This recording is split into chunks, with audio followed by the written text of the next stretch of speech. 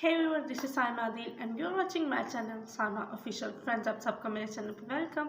उम्मीद करते हैं आप सब खैरियत से होंगे। फ्रेंड्स, जैसा कि आप सबको पता है, साइमा ऑफिशियल में चल रही है संडे स्कूल की रेगुलर क्लासेस। सो क्रिसमस सीजन की वजह से हमने क्लासेस स्टॉप कर दी थी।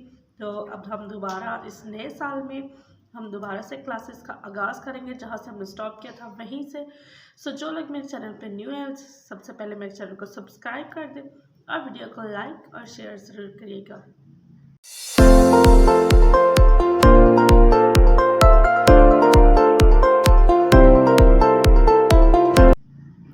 सो फ्रेंड्स, हमने पिछले वीडियो में सीखा था नूह नबी के बारे में। हमने स्टेप बाय स्टेप जैसे वाक़यात सीखे। आज हम बाइबल के मुताबिक उससे नेक्स्ट स्टोरी के बारे में सीखेंगे, बाप इब्राहिम के बारे में।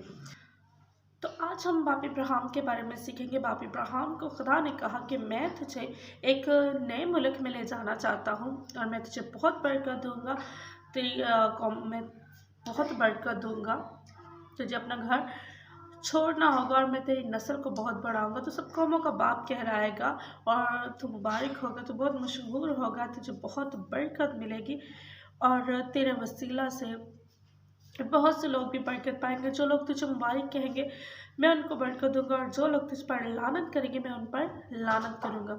और खुदा बाप ने इब्राहिम को बाप इब्राहिम को खुदा ने बहुत बरकत दी। और इब्राहिम जब 75 साल का था तो उसने अपने मुल्क हारान को छोड़ा और उसके साथ उसकी बीवी सारा और उसका भतीजा लूत भी था।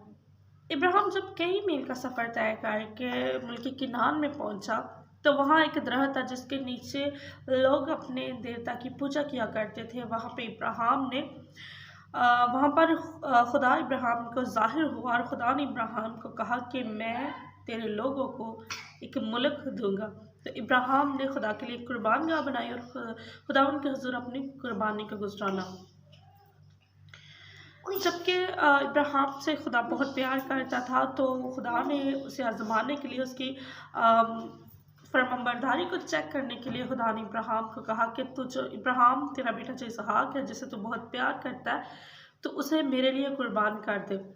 तो इब्राहिम ने वैसा ही किया जैसा खुदा ने उसे हुक्म दिया। उसने अपने बेटे को कुर्बान करने के लिए देर ना किया। सो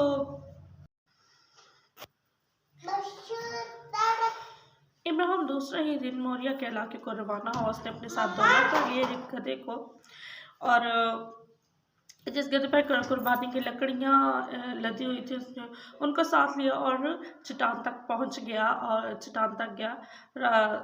और जब इब्राहिम ने देखा, दूर से पहाड़ी को देखा, तो उसने अपने नौकरों को कहा कि तुम यहीं पर रुको, मैं और इसहाक जाकर खुदावंद की इबादत करके वापस लौट आएंगे। तो जब वो जा रहे थे तो उनके पास इब्राहिम के पास जलती हुई लकड़ियाँ भी थी और जलती हुई चिंगारियाँ भी थी और लकड़ियाँ भी थी। और इसहाक ने पूछा कि बाप, हमारे पास आग भी है और लकड़ियाँ भी, लेकिन जिस बर्रे की हमने कुर्बानी देनी है वो बर्रा कहाँ है? तो इब्राहिम ने कहा कि बेटा, जिसके हुजूर हम कुर्बानी गुजराने जा रहे हैं वो बर्रा खुद आप मुहैया करेगा। तो जब इब्राहिम ने अपने बेटे इसहाक को रस्सी से बांध दिया और कुर्बानगाह पर लेटा दिया और जब वो छुरी उठाने लगा तो आसमान से एक फरिश्ते की आवाज़ आई कि इब्राहिम, तो अपने बेटे की कुर्बान ना कर, खुदा ने तेरे फरमाबरदारी को जान लिया है। इब्राहिम ने जब इर्द गिर्द निगाह की तो उसे एक मेंढा नजर आया जिसके सींग झाड़ियों में फंसे हुए थे। इब्राहिम ने वो मेंढा लिया और उसको कुर्बान पे कुर्बान किया और खुदावंद का शुक्र किया और खुदावंद ने उसे बहुत सी बरकत दी कि उसने खुदावंद का हुक्म माना। उसने अपना बेटा कुर्बान करने से दरेग ना किया। खुदावंद ने उसे बहुत बरकत दी इस सबब से। तो बच्चों, हम भी इस कहानी से यही सीखते हैं कि हमने हुक्म मानना है, क्योंकि हुक्म मानना कुर्बानी चढ़ाने से बेहतर है।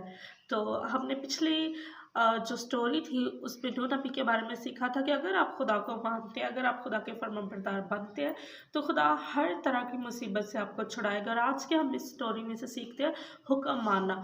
तो आप भी अपने माँ बाप का, अपने बड़ों का और सो मिलेंगे नेक्स्ट वीडियो में। तब तक के लिए गॉड ब्लेस यू, अपना ख्याल रखिएगा और